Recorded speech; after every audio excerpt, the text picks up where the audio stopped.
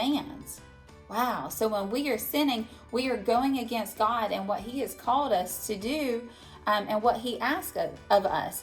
Okay, so we are in Numbers today, in books 20 and 21. And remember, this is God's law. And in Numbers, it says that the Israelites did not trust God. He led them into the promised land, and I'm sorry, let me rephrase that. The Israelites did not trust God to lead them into the promised land. So God punished them and made them wander in the wilderness for 40 years. So for 40 years, his people were lost, and they grumbled the whole way. And sometimes we get caught up in that exact same thing. God has taken us through a path, and it's his plan. But here we are grumbling and complaining about it the whole time. And guys, that's a sin, to go against God and to complain about what he is doing for us. So let's take a watch. Let's look at our video about what we're going to be talking about today, about how God is bringing them through this promised land and how much they grumbled and complained about what God was doing for them. All right, let's take a look.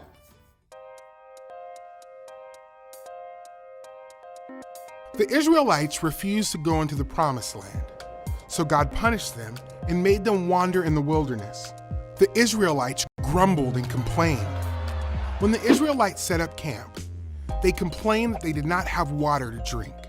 God told Moses and Aaron to stand in front of all the people and speak to a rock. God said water would come out of the rock. Moses called the people together, but instead of talking to the rock, Moses hit the rock 2 times with his staff. The water came out. But God was angry that Moses and Aaron disobeyed him. God said Moses and Aaron would not lead the Israelites into the promised land. The Israelites continued through the wilderness. Moses sent messengers to ask the king of Edom if the Israelites could travel through his land. But the people of Edom replied, "No, if you come to our land, we will fight you." So the Israelites had to travel around Edom. The journey was long, and they grumbled and complained. "Why have you led us from Egypt to die in the wilderness?" they asked. "We have no bread or water. The food we have is no good." God sent poisonous snakes that bit the Israelites, and many of the people died. They realized they had sinned by complaining to God, so they told Moses, "We know we have sinned. Please ask God to take the snakes away." Moses interceded for the people. He spoke to God for them.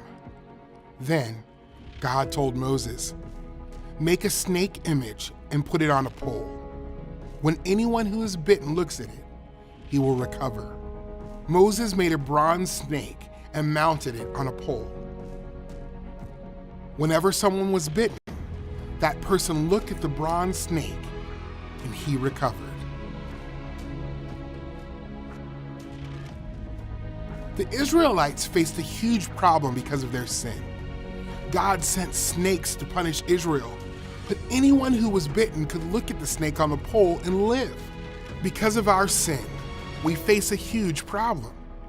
We are separated from God. We deserve to die. But anyone who looks to Jesus on the cross and trusts in him will live forever with God. All right, guys, so the video was great.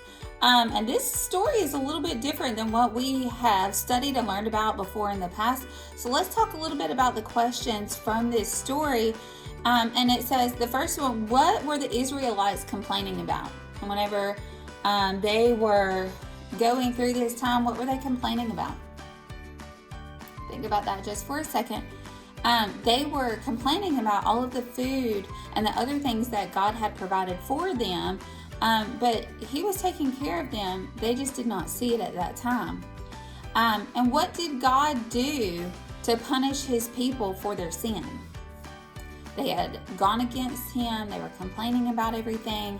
And what did he do? He sent snakes, venomous, poisonous snakes to bite them.